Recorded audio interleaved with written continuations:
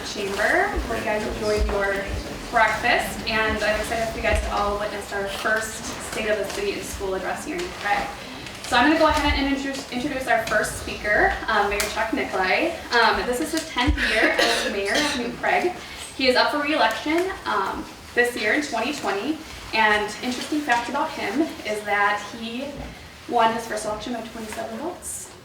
He is going to tell us a little bit about the reflection of 2019, just how things went last year, and then looking forward into 2020. So please join me in welcoming Mayor Chuck Nicolai.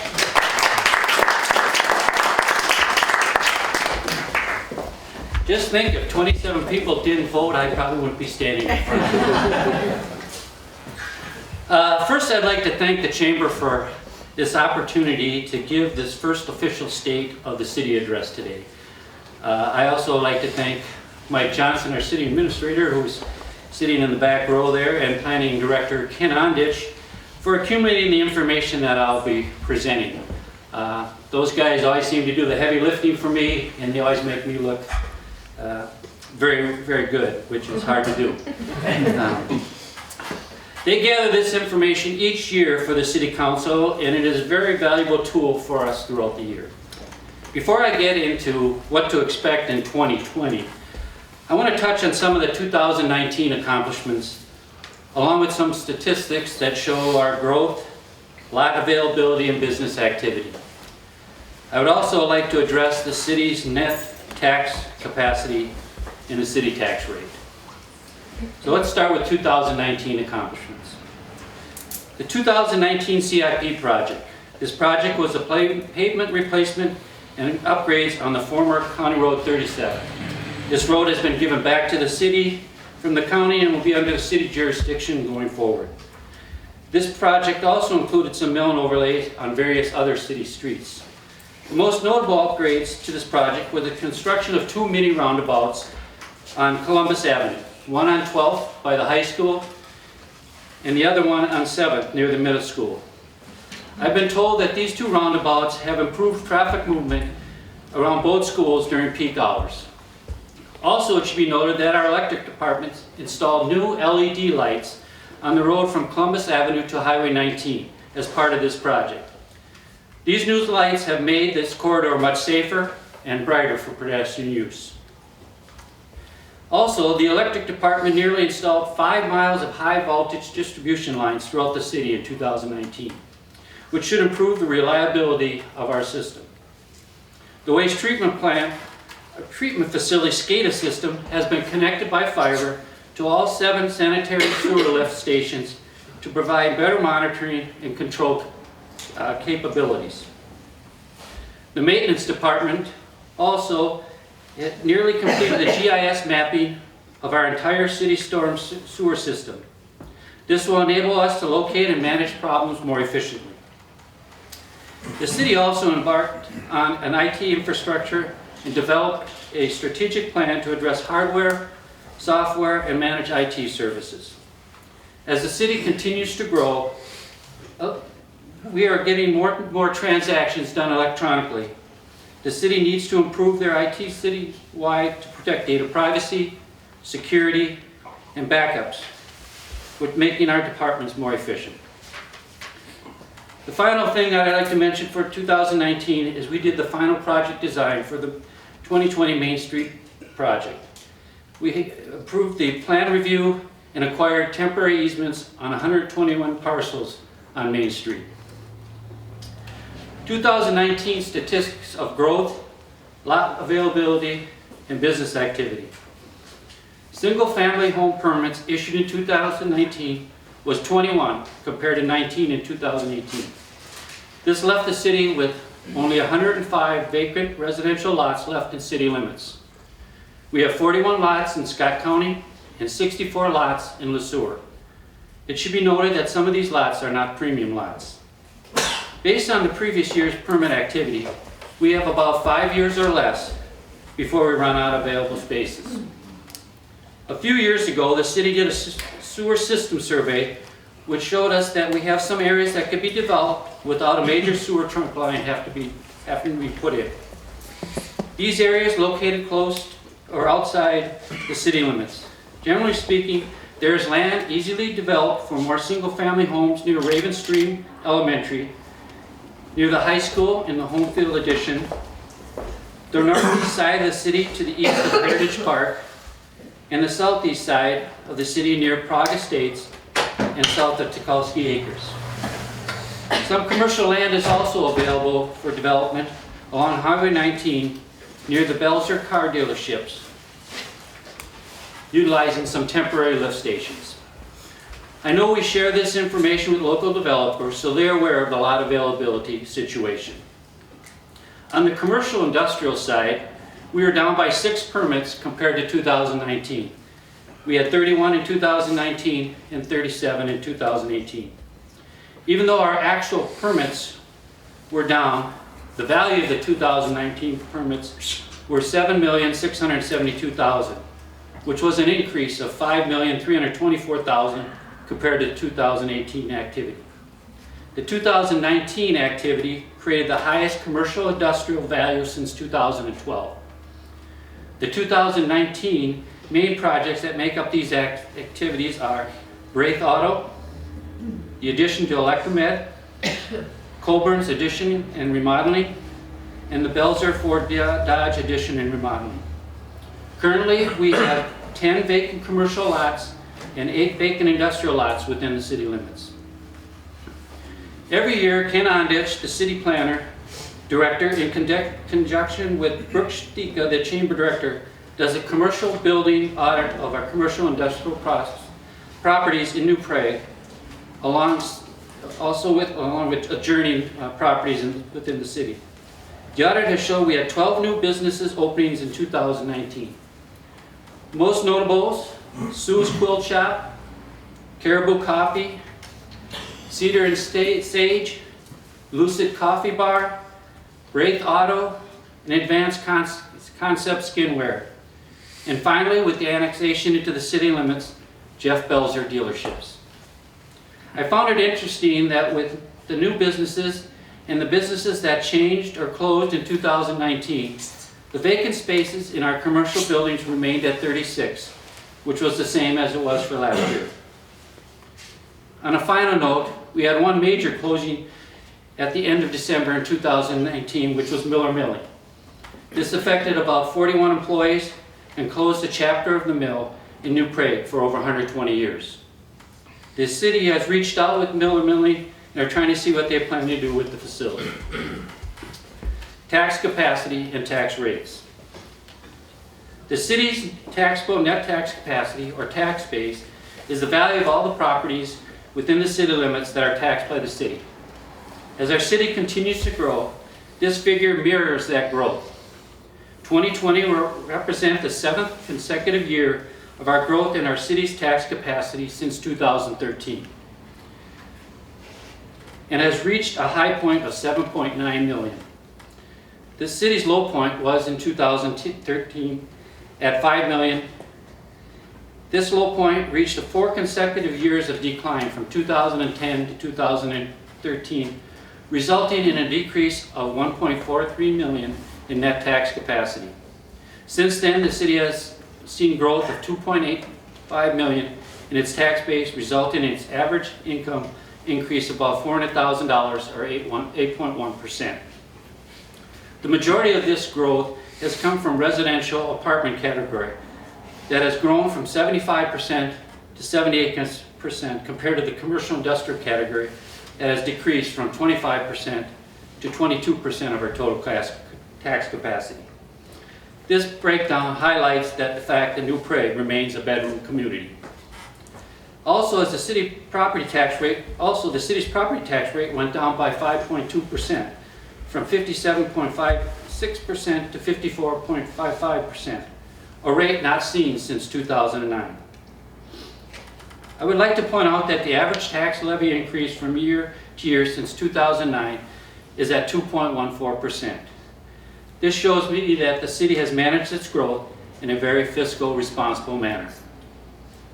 Before I get into 2020, if anyone wants any more detail about anything I mentioned so far, please contact Mike Johnson or myself and we can get you there. I did add myself. I'd like to address the main areas that I feel that will affect the city in 2020. First and foremost, the 2020 Main Street project. The final approval has been given by MnDOT and advertising for bids have been posted. We open the bids on March 6th.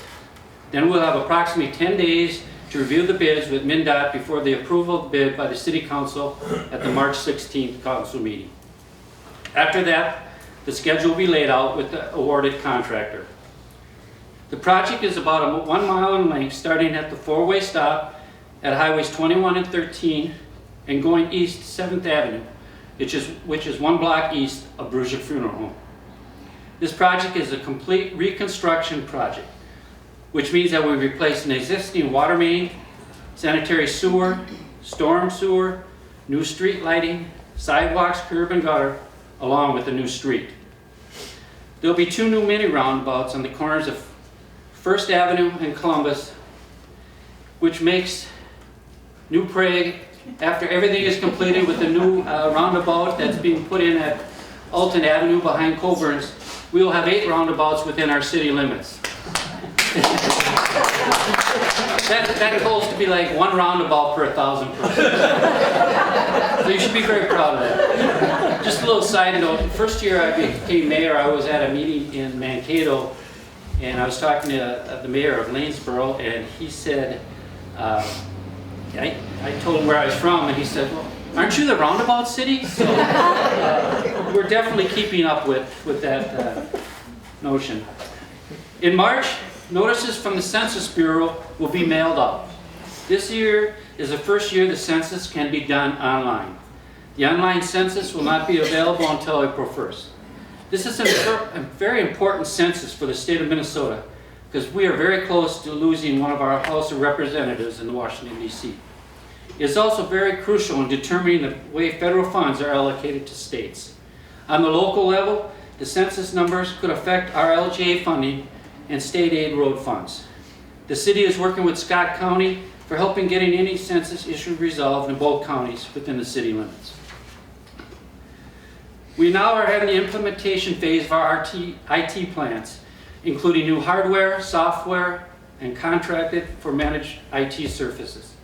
We chose CTS out of North Mankato to implement the plan and be our managed IT provider. This implementation plan is in process, and the completion of the hardware and software portion should be done by the first quarter. The city will conduct a community athletics facilities future needs assessment with the school district. This survey is another example where the city and the school district feel the partnership would benefit both entities to fulfill the needs of a growing region. We are also conducting a city hall building condition assessment and facility space need analysis. As we continue to grow, the services that are required on our staff also grows, and we need to address the space for the different departments. We are going to be facilitating the planning and the construction of a new quick trip at Chalupski Northeast and 1st Street on the east end of town. The estimated start date is late June. We will continue to work with the Scott County Development Authority to assess the needs and future options of additional 55 senior housing. Even with the addition of Praha Village, the need for senior living options continues to be a growing problem. Also effective January 1st, all police officers are starting to wear body cameras when they're on duty. And finally, 2020 is an election year. On the federal side, we have a presidential election. At the state level, all House of Representatives and Senators are up for re-election. In the city, we have a mayor along with 2 city council members up for election. As you can see, the landscape could change every level of government. So please vote. In conclusion, the city had a very busy 2019, and we expect to be just as busy in 2020. I think the Main Street project will take a lot of time and effort for our staff. The project will change the look of our downtown for years to come. I would like to acknowledge the donation of Dr. Mike and Kay Wilcox of the vacant lot on the corner of Central Avenue and Main Street. Concept design plans and cost estimates are being prepared to create a central plaza concept in the downtown corner. I'd also like to thank the advisory committee for the hard work they did in design and I'm looking forward to seeing the end product. It just might be a challenge to get there. Please look for the communication from the Downtown Committee headed by Brooke Stika to promote the downtown businesses during the construction period. This is going to be a very trying time for them, and they need all our support. So please shop local. Thanks again for this opportunity to share the story about New Prague.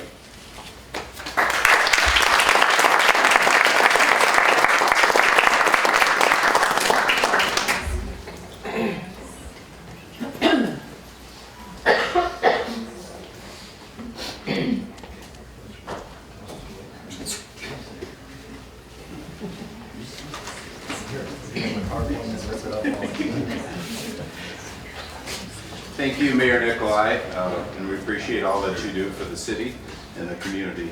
I would also like to thank Jan Shurik Arabi back here, the owner of the depot, for allowing us to be here today.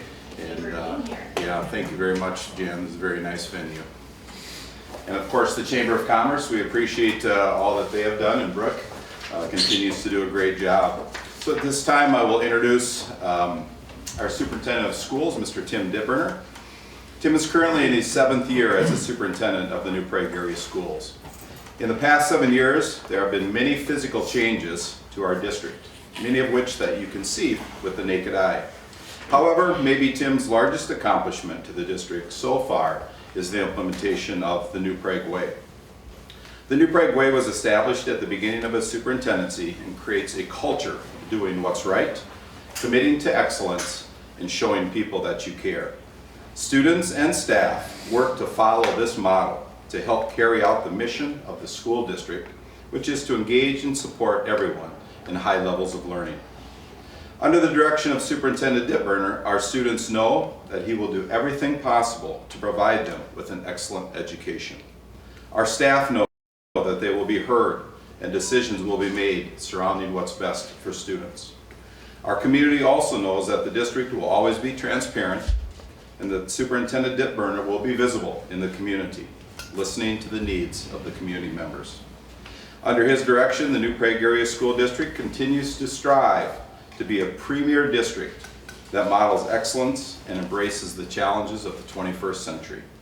Please help me in welcoming our Superintendent of the New Prague Schools, Mr. Tim Dipperner.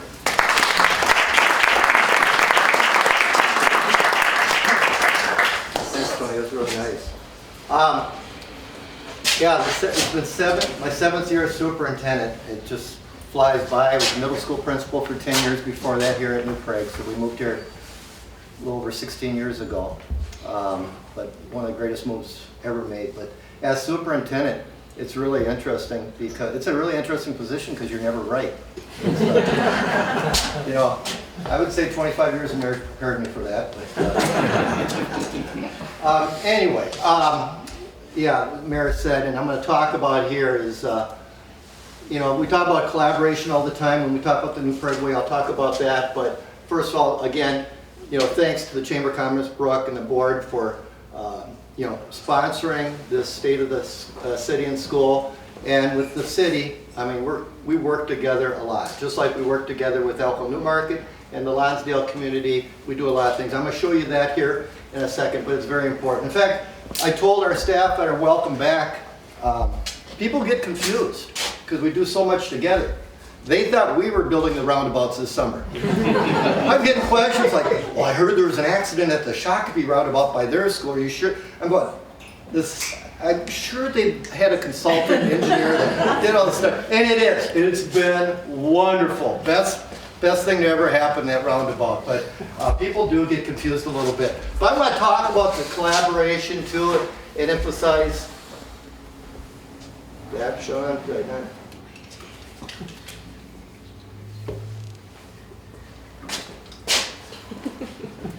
Before I break it.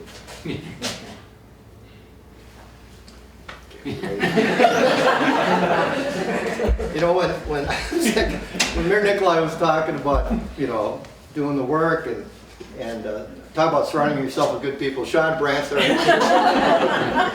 This is not my PowerPoint, so here we go.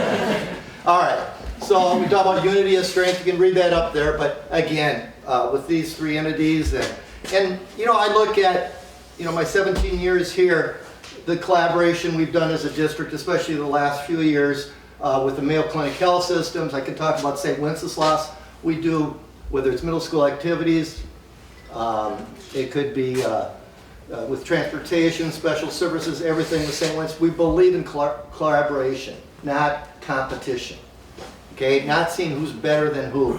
If you do collaborate, the unity, the teamwork, much is achieved, and everyone gets better, and it's better for all of our, whether it's our citizens here or our students and staff. So just some examples about the collaboration, things that we've done. You can see that Rick Seiler and Brad Scorable being on the community center board, working together on the homecoming parade, Dojinki car show. Could be the roundabout car show someday, but we'll city, school, we have a police liaison, a resource officer working together, and of course our summer recreation program. So we have a joint powers board too. Also working together to get that baseball stadium renovation. School district, just a small part in that, but financially helping out with that renovation that we thought was important, and obviously where our high school teams play. And obviously the Fitness and Aquatic Center. As we came together to do that, I truly don't believe we'd have 60% passage on that bond referendum if we didn't have the city involved. But after I think 6 bond referendums going down on an aquatic center, aquatic pool, coming together, I know heard from many citizens, but just the efficiency, the financial piece of it, it's a smart thing to do, and it just enhances everything for whether it's students or our community members.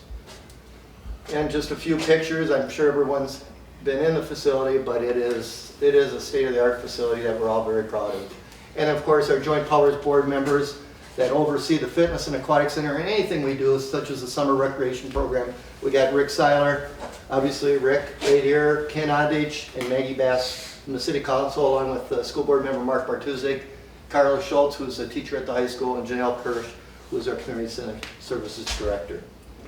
Obviously the New Prague Golf Club, it's our home course for our golf and cross-country teams. So we've been doing a lot together. I think that's very important. We'll continue to do that. I know Mayor Nikolai talked about the study for future and athletic fields and stuff like that, but there'll be other things that come up. But I'm just proud to have them as a partner as we go forward with the many things we do as a school and community. So let's get to the state of the school here. Like Tony mentioned, our mission, is engage everyone in high levels of learning. When we talk about everyone, we talk from toddlers all the way up to seniors. So it involves everyone. And it's high levels of learning. And our vision is to become a premier school district. We want to be the best school district in the state of Minnesota. We want to be a destination school district. It's a type of place where you want to move to and raise your family. To get there, I just want to quickly talk about this. You need to know the background here. To get there, we believe in talent plus culture equals success. Talent is the people. We need to invest in the people. The people will have the greatest impact on learning and achievement. The people is over 80% of our budget. So we always say there's 2 ways to improve as a school district. You can do all these different programs you want, and you'll see some school districts do this program this way, the same program another way, and one's having success. Why are they having success? It's because of the people. So we always say there's 2 ways to improve. You hire better people, or you improve from within. It's professional and personal development. And that's what we believe in. The other thing is the culture, and Tony talked about that. The culture, that is my number one, my greatest responsibility as a superintendent is the culture, is the New Prague way. And it's a very simple formula. The New Prague way, like you said, is culture, it's values. I created these values 5 years ago. Leadership creates the values. Values drives the behavior. Behavior produces results. It's a simple formula, and I truly believe in it. For all staff, for all students. What it is do what's right. Do what's right. Do the right thing. We as a school district are student-centered. We do what's best for students. Students first, adults second. And when you make decisions, if you make the right decision, if you err on the side of students, you're never going to be wrong.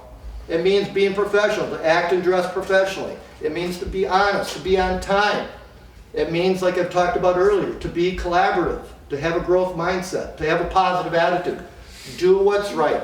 If you do what's right, you're never wrong. And to commit to excellence. Simply go above and beyond what's expected. Be the very best you can be. Don't just do your job, do the very best job. And finally, show people you care. Simply put, follow the golden rule. Treat people the way you want to be treated yourself. Help others be significant. We're in the education business, we're in the helping business. Helping people become successful, but show people you care.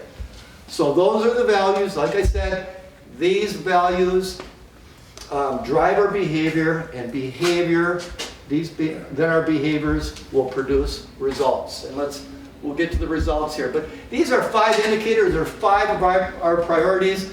This isn't on our strategic plan. In fact, we're going to be redoing our strategic plan this spring for the next year and a half. But I look at this, and I gave this speech, well, in my first year as superintendent. These are 5 things I truly believe parents look at when they look to whether to move, open enroll, or choose whatever school. These are the top 5. This is just my belief. These are our 5 priorities. Academic achievement. I think parents want a safe learning environment. They want comprehensive programming. They want a strong co-curricular activities program and up-to-date facilities and technology. That's what they look at. And you can switch your order, whatever you want to do, but I believe it's those 5 things. And that's what our priorities are. So we're going to show indicators of these priorities. People look at test scores. You can debate all you want whether they're good or bad or indifferent, but you do want to know if kids are learning. Okay? And keep in mind, these are summative assessments. It happens one time. Does it mean if your son does not reach or daughter doesn't reach proficiency, can they get there or whatever? But this is where we are when compared to the state. So we're well above the state average, and we should be with our demographics. But you can see in math we're about 16 points, reading just over 12, science about 18 points above state average. It's pretty good. We're in the top 10% in the state. But to me, it's not good enough. We want to be at least 20 percentage points above the state average. We should not be close to the state average. But we are doing good, but we're always striving to get better. There you can see comparative schools. This right here, overall, in math. This is math. We're second to our neighboring school districts. In reading, second again at 70% of our kids being proficient. And this is grades 3 through 8, and then high school in 10th grade. And then in science, we're at the top in science. Okay, at 68%, tied for first there. So you can see we're academic achievement. And let's talk about safe learning environment. Student safety, we do an annual parent survey. We've done it for 6 years. This will be the 7th year doing it this spring. My child feels safe at school. We have 1,000-some parents respond to this. 97% feel their kids are safe at school. School office, we have a wonderful, when you talk about, go back to our mission, where, as our mission, we engage and support student learning, high level student learning. The support piece is very important, and that's a lot of our support staff, like our clerical staff. It could be our bus drivers, it could be our nutrition service workers, whatever. Every employee can support and also help engage students in learning. But providing a help and welcoming environment, 96%. And then it's safe and supports learning, 97%. So those are some indicators on our priority on safe learning environment. And we do a number of different things. And this is a whole social emotional piece too. Don't have time to go through everything, but for example, we had the Duck Cup. We have alumni that had a tragic incident when they were out of college. They had a friend that committed suicide, and they have formed a nonprofit organization where they started with us, was it 5 years ago? 6 years ago? 6 years ago. 6 years ago, bringing in a speaker to talk to students about mental health at our middle school and high school, in which they just did the other night, into our community and parents on Monday night. And now it's expanded to, I think, 6 different school districts right now, so making a difference there. So that's very important, and that's what that entails also. Comprehensive programming. With preschool, our enrollment continues to increase. We've received great positive feedback. Last year, we ended with 364 students in our preschool program. That means at the CEC, our 2 sites at CEC, and also at Eagleview. So it's very important for our kids to get off to a good start. Community education, 95% agree or strongly agree that we offer innovative, engaging activities and programs. And that's, like I said, people, when you think of a school system, everyone thinks K-12. It's not K-12, all right? It's pre-K, it's family education, it's with our seniors, it's with our community residents, it's everything. So it's a very vital part, and like community education also does, is helps out with our summer recreation program. And then concurrent enrollment. We have made so many changes in the last 6 years for example, at the high school. But when we say comprehensive programming, I'm going to talk about some of these. That's to meet the needs of all kids, not just our high learners. All right, but we got to hit the high, hit the middle, and also our struggling learners too. Our college in the schools, advanced placement offerings, we've increased, and you can see on the subjects areas there, we've got 17 new classes we've added, where kids can get concurrent, it's called concurrent enrollment, they can get college credits for that. So they can finish their senior year, a year or 2 of college, actually, education, save much money. We've increased our vocational. We added coding at the high school. Our MARS program, I know some of you have been involved, people from the chamber here, with our health science class and our business class. It's been a wonderful thing. We have career explorations where we place kids into different businesses throughout the community. Give you an example, Scott Equipment. Every year they have 1 or 2 students, and some of the students have gone on to work there. So all that's very important, but it's in all areas. It's not just college prep. It's got to meet the needs of all kids. And we have not decreased any of our vocational or wellness curriculum at any level in the time I've been here, and that's very important. Strong co-curricular activities. From the parent survey, fine arts programs, 96% of the people think we have high quality fine arts programs. Student participation, we got 70% that are involved in 1 or more co-curricular activities, and a tradition of success. In the last 11 years, we got 7 team state titles, 9 individual state titles, and 30 state tournament appearances. Just recently, obviously last year, and what's neat too, we've been adding more and more co-curricular activities to get more kids involved. But for example, clay target, winning the state title in clay target last year. Adaptive floor hockey, placing in state there last year. And then obviously baseball. And that was a neat thing, finishing 2nd in the big class in 4A in baseball last year. And just people from other districts and the people at Holston from the high school, they could not believe the support from New Prague, how many people were up in the cities for that game at Target Field. But ironic is probably, there was quite a few people that stayed back through the storms that we had. But that's great to see. And like I tell our staff, it's not just academics. We're not going to shy away from the activities portion. We believe that we can have excellence and strive for excellence in academics, athletics, and activities. It's not one or the other. It's not a zero-sum game. So we strive for excellence in all those areas. We think they're all very important. And then up-to-date facilities and technology, passing the bond referendum, like I mentioned that earlier.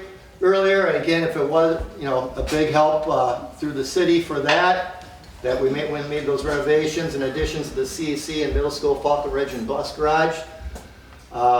It passed by 67% for the number there. Technology, 90%, on our annual survey, 98% of our teachers use technology to engage students in learning, and overall satisfaction. So those are all evidence of those 5 priorities. Now some other things. Our graduation rate is at 96%, state average is 83%. Where do kids go? 73% go on to 4-year college, 22% to 2-year college or vocational school, workforce 4, military 1. I will say that will be changing as the years go here. We've got to get more kids. We got too many kids going on to a 4-year, and the pressure to go on to a 4-year where they probably could fit into a tier, save quite a bit of money, and into their passion more and more. And like I said, vocation-wise, we have not had any budget reductions in those areas. We're pushing those kids into the trades and supporting them with that. But that's where we're at right now. And like I said before, we can always get better at what we're doing. Enrollment, where are we at in enrollment? You can see we're just over 4,200 students. The elementary, just over 1,900. Just shy of 1,000 at the middle school, and high school is at 1,321. Here's our enrollment trends.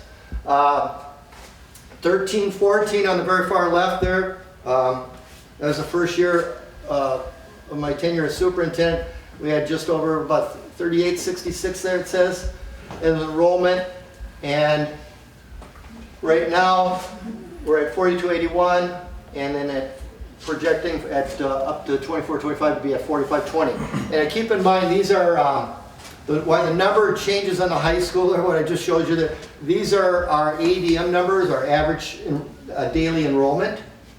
And so it also includes early childhood special education. So the numbers are a little bit higher, a little bit different, but that's what we get paid for the number of students. So if you're wondering why the number's a little bit different in the high school on the previous slide. But nonetheless, that's the trend that we see going on here.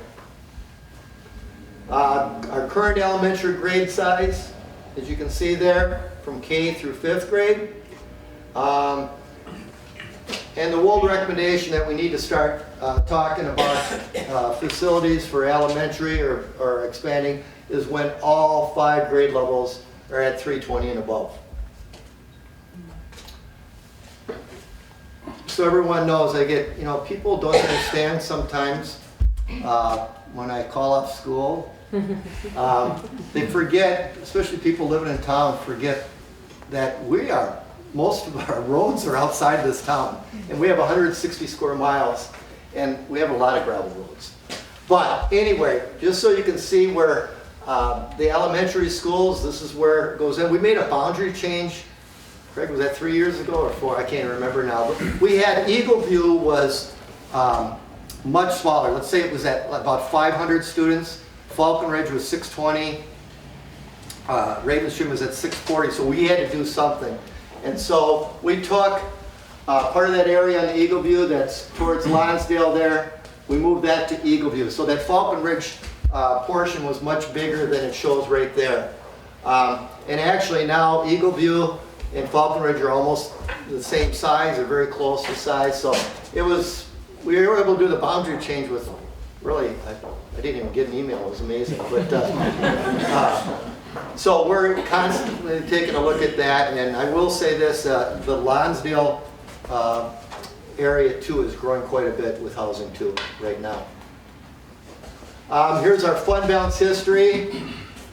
Jerry O'Leary is former school board member. He might remember 2007 and 8. Not a fun time when our fund balance was $140,000. I mean, our goal, our district goal is 8%. Well, we weren't even 1%. We were, I don't know, probably 0.002. It was not good. We were in a world of hurt, but we got back on track, and you can see our fund balance. Now we are declining, expenses are going more, and obviously the state giving us 2 and 2. It's just our expenses are more than 2 and 2. And special education costs are going up, stuff like that, where we're not getting enough funding from at the federal level.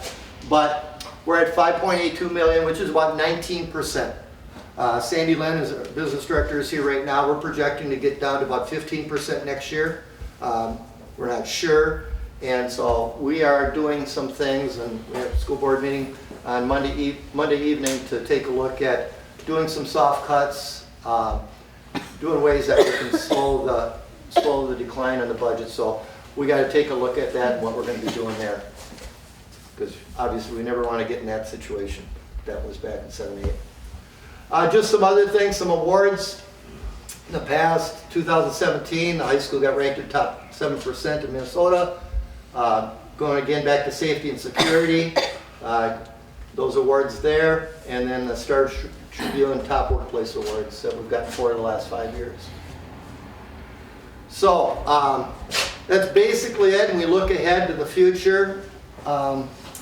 You know, like I said, we have a strategic plan that will begin in April. So that will really guide us into the future on what we're going to be doing. And that will take, like I said, at least a year to do, and that will be our roadmap as we go forward here. But obviously, we're getting about, back to that other slide, we're about 1.2, 1.3% growth every year. So it's manageable growth, but we'll see where we are. I know our operating levy, we're in the second year of a 6th year. And again, the budget will determine what we do with that, if we need to extend that or see where we're at. A lot depends at the state level. There's a number of different factors there. And then of course with building 2, our debt service ends for the high school, or I should say the high school in 2023-24 and the elementaries on 24-25. So the debt service ends there, but we'll have to see where we are as a growth. And you never know. I mean, if you remember back, the recession hit in 2007-8, and that was a big factor, you know, that we had to adjust things and make changes at that time. So we'll have to see it go. But overall, I think we're going in the right direction here. And again, appreciate everyone coming this morning. And thank you for being here.